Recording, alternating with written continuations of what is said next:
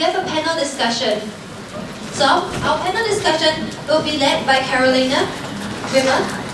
Ms. Karolina Gwinner is well known among her peers for her engaging speaking style, great energy and passion for helping others discover and realize their potential. She's an owner of successful training and consulting companies, namely Charismatic Leadership and IYLIF Builders. Having held many leadership positions, both in the corporate world and for non-profit organizations, Karolina has trained and inspired people from all walks of life in 6 different countries. She will be moderating our panel discussion today on technology, values, and the gig economy. Karolina? Thank you so much. Thank you. So now I'm really excited because we are going to ask some questions and we are going to hear. Can you hear me? Yes. Yes? Okay, all right. So I'm going to ask some questions and then it will be your chance to ask some questions about how does the current technology and the changes in social media, in artificial intelligence impact how we behave as humans. So let me present our exciting panel of experts who know it all and who has a wealth of experience. So it will be a chance for us to dig deeper into this topic. So, okay, I will go up already. So can I invite Nicholas Alchin here, who is a deputy head and high school principal at the United World Colleges of Southeast Asia East Campus. Nicholas is a Brit who has lived and taught in 4 different countries, in the UK, Switzerland, Kenya, and Singapore. He also writes and speaks widely on education. He enjoys traveling. He's a husband of 1, father of 3, and he also likes reading and, be careful, baking bread. So if you want a good recipe for bread, definitely ask Nicholas. Please help me in welcoming Nicholas to the stage.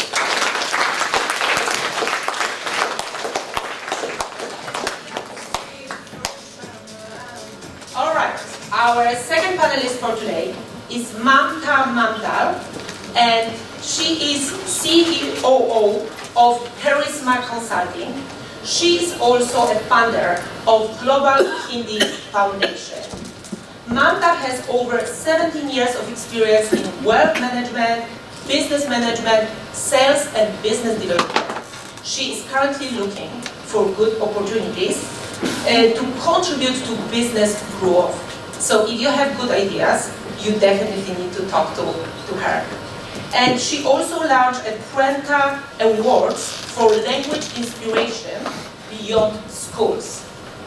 Ladies and gentlemen, please put your hands together in giving a warm welcome to Mamta.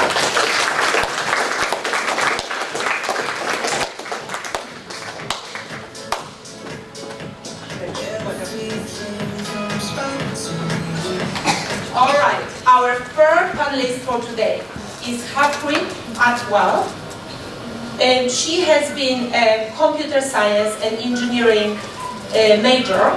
She is currently working as a consultant with the government of India. So she's a very good contact to know. She likes to talk about how technology in the current world is misinterpreted and misused. So if this is something that interests you, you definitely need to ask her your questions. And she is also talking about how technology can bring people closer instead of making a bigger link, instead of making them further away.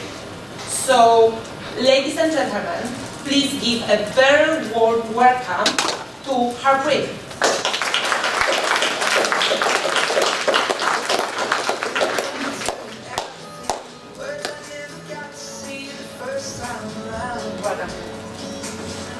All right, so I believe this is our panel for today.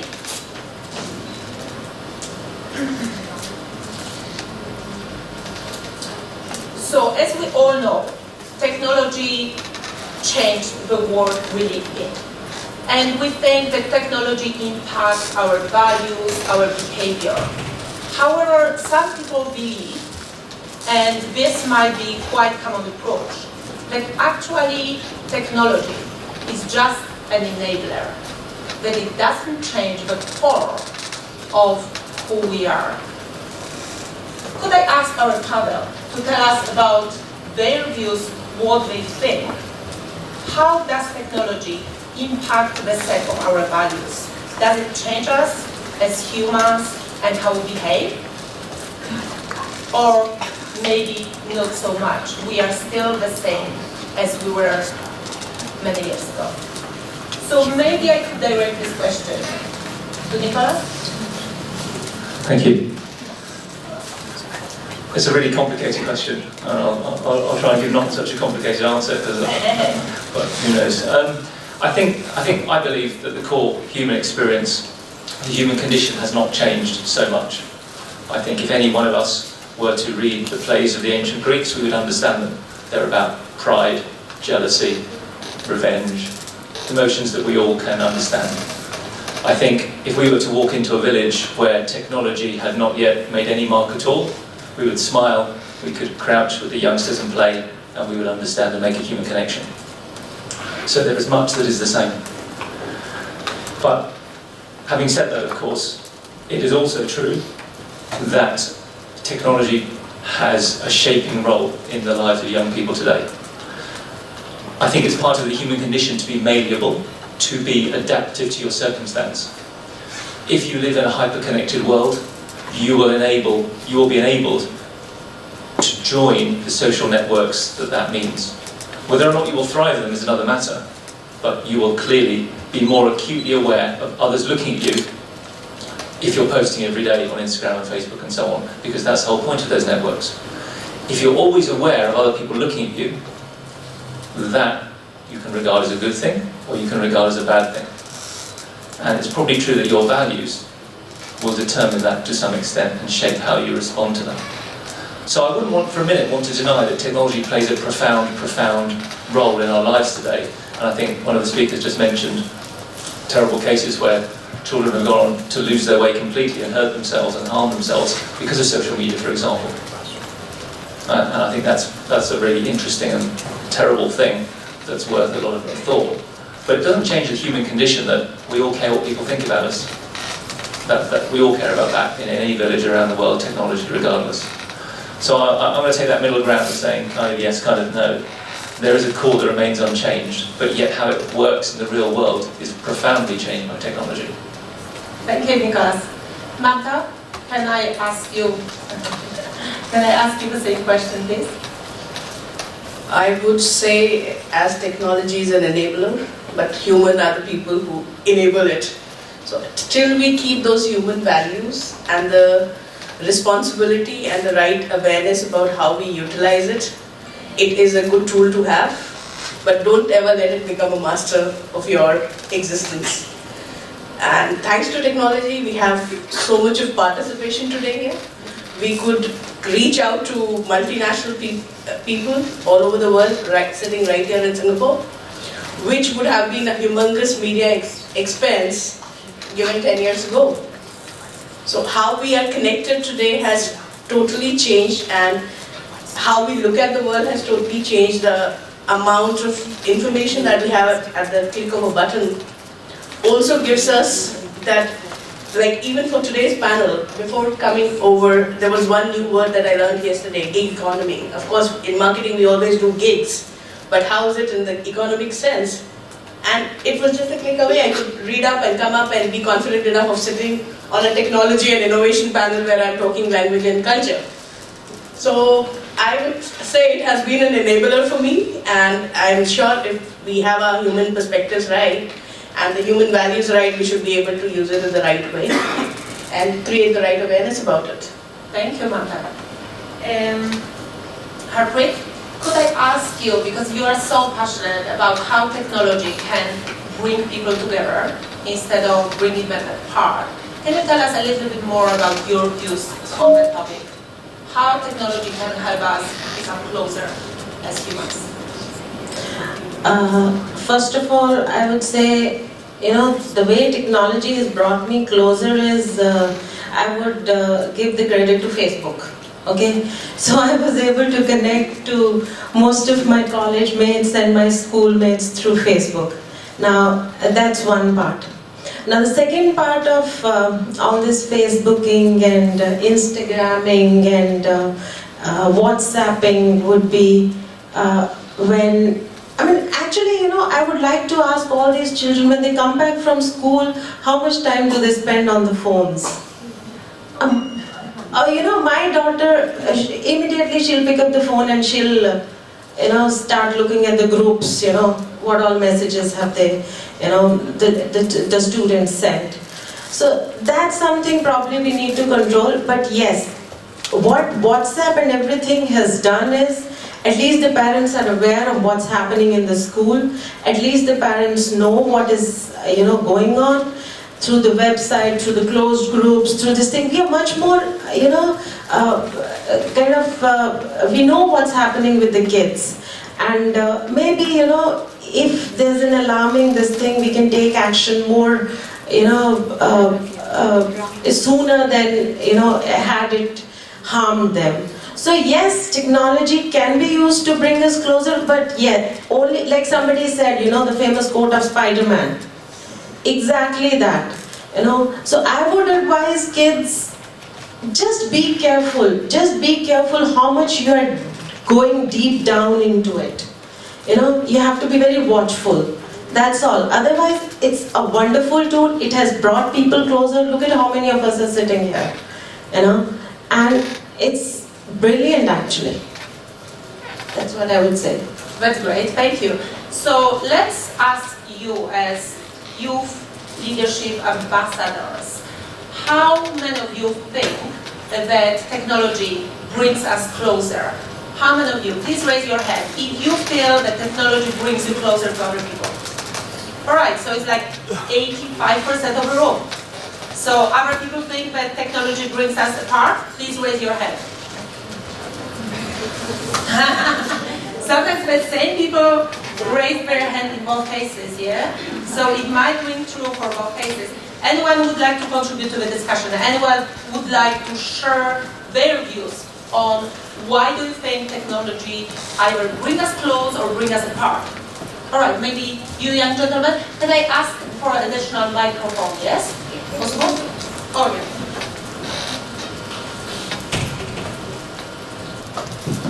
Hello.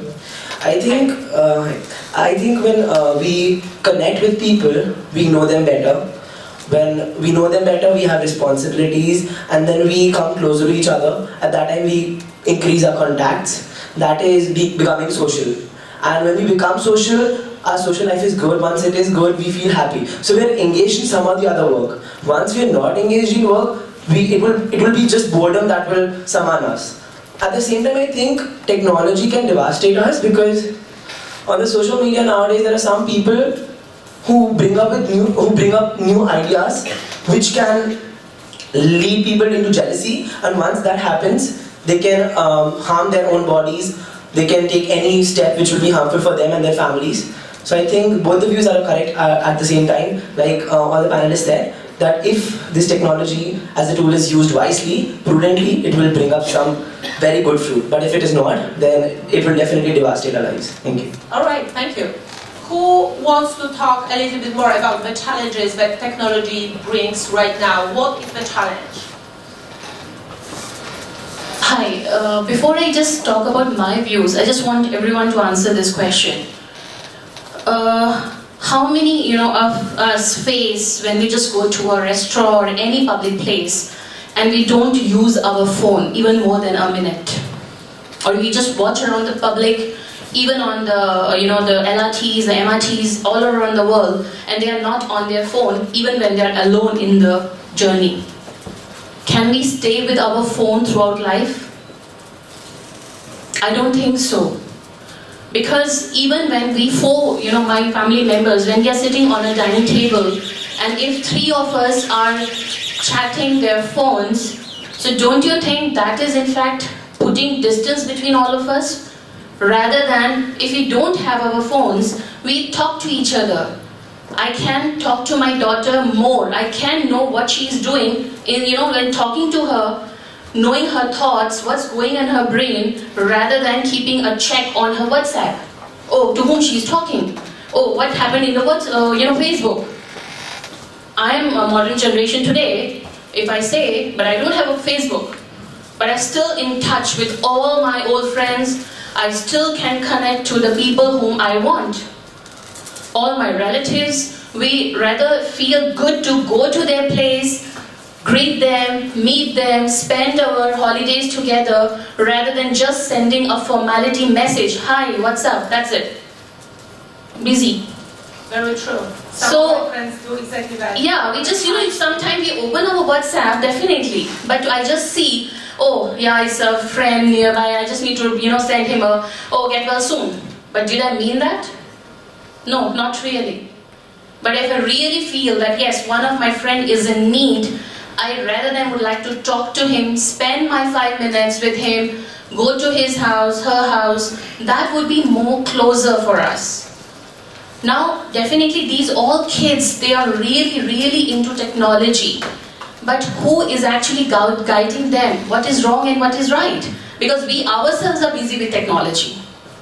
So at home, no one is having time actually to guide our kids. Which direction are they following? Every day we find so many cases of technology, on the worst side rather than on the good side. All right. So that's how, Thank you. Thank you. for your views. Give her a clap. All right, now we'll come back to our panelists, and I will ask them if they have any good tips or proven advice that they would like to share with parents and educators on how to teach young people to use technology wisely. How to do that? Do you have any advice for people who are sitting here around, and also for youth ambassadors, because you guys are examples for others to follow. So you need to know how to be an example. So do you have some good proven tips? Maybe this time we'll start with Matma. Tips, I would say we are all culprits of time, and as she said, the human touch and the real connections can't be overwritten by Facebook and WhatsApp. So you need to talk, you need to connect for the real sense. Even though it's a virtual world, but what you say and what you understand or what you absorb is real. It's you, not the technology. So if you want to make time for family, you still need to make time. It can't be over a WhatsApp. If you need to make time to visit a friend or a relative, you still have to make time. But what technology can do is, if you can't reach out to people who are overseas, who are not accessible during that time, they are one click away on WhatsApp on a group and you are reaching out to everybody. So being social has two-pronged approach, whether you are real or whether you are doing it for the need of being a networker or just showing off how many connections you have. But at the end of it, you are the one who controls it, not the technology. So that's my tip. You should always remember that you are the master of technology, not the technology is your master. So as long as you take that in mind, I'm sure we all can utilize it. I have seen those phones when we used to do dialing through a finger and 10 steps. And now it is just fast dial, one click and we can call. So it is how we adapt. But is it we are calling to some stranger or we are calling to people we know? So that's the difference. We have to make sure that we know we are talking to real people. We ourselves are real. We are not putting up something which is not a truth. There is a virtual world. We have to be careful about it with all these blue whales and all sorts of negativities around it.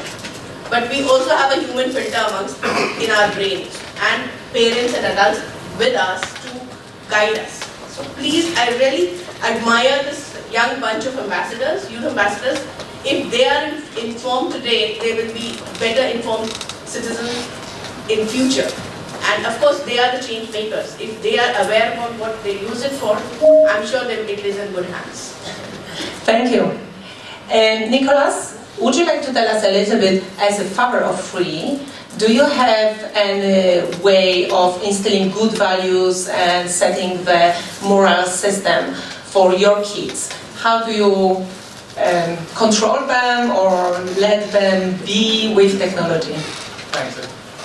Hello? Is that on? Yeah, we can hear. So it's a great question, and I suppose I would claim to have a bit more, if you like, expertise in professionally as a teacher than as a father, because I've done that many times. I've only been a father 3 times. But all right. So from your perspective as educator, actually, the principles overlap. I think, to be honest, that if you look at tips on how to use technology, there are 2 ways of thinking about that. I believe there's a technical way of thinking about it, and an adaptive way. And I'll say what I mean by that. Technically, there are many tips that you can read everywhere. So at night time, computers and phones have to be charged centrally, so they're not in people's rooms, they don't get interrupted in the middle of the night, they get proper sleep. That's a fix. That's a good thing to do, nothing against that. Whether or not you should be doing it with 17 or 18-year-olds, you should be independent by then, it's another matter. But it's a possible fix. Maybe there's a rule like phones go off in the car, phones go off at the dinner table. That's absolute ironclad rule in my house. We don't have any tech on the table for dinner. Those are simple fixes, and you can do them. You can end up arguing about them, fighting over them with children, as adults and teenagers do, inevitably. As the youngsters become more and more independent, they want to assert their individuality. I understand that, but we can all do those fixes. But much more profound than that, I believe, and I really believe this from a professional and personal point of view, is an adaptive change, where you're not focusing on the rules, you're focusing on the values and beliefs that underpin the rules. So why don't we have laptops or whatever it is at the dinner table? Because we believe in connecting with each other and finding out about what we've done during the day and hearing each other's experiences. So you can focus on the rule, and you can argue about the rule, I've got so much to do, whatever. Or you can just focus on the people and connect with them and try and give the values, the human values that you believe in. And if your children or your students, depending on how you're talking, agree with you in terms of the values, then the actions are obvious. If we believe it's more important to talk to each other, then why would we have laptops at the table? And in general, and this is my point I suppose, the adaptive change, the one that speaks to people's values and identity, is far more profound than the technical change. So I think we can have rules, and we can have regulations. As a principal in a school, we have a lot of rules and regulations, but we don't try and enforce them. What we try and do is say to the people, you're a student, what should you be doing here? Not, you must be on your laptop from this time to this time. And to my children, I don't say, put it away now, you've had 15 minutes. I say, I think it's probably time that we hear how we've done in the day. And that's the value, then the actions follow. And I think the technical and adaptive distinction, if we follow it in our personal and professional lives, honestly, it is quite a good guide. And in general, the adaptive work is the more profound work. thank you, Nicholas. I think this is really exciting, and I would love to talk for much more, but because we have such packed agenda, we need to cut this discussion short. So if you're interested in talking to our experts more, please approach them during break times or after the summit. To finish off, I will ask Harpreet, if you have one line advice for people or something you would like them to keep in mind as we finish the panel. Do you have something like a call to action or something you would prefer them to keep in mind or in heart? I would just say, take care, beware, and just be responsible when you're using it. That's it. It's a good thing, but just be careful and watchful. That's all. I don't want to be in the preachy mode. I think that's it. Thank you, that's great. Nicholas, one line of advice for people to keep in mind.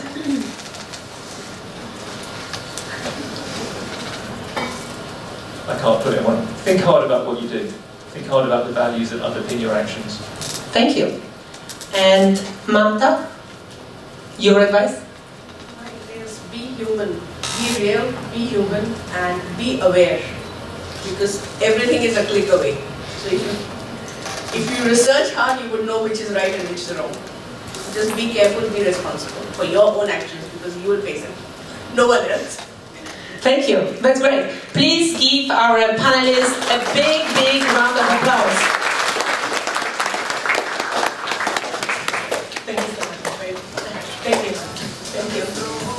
Thank you.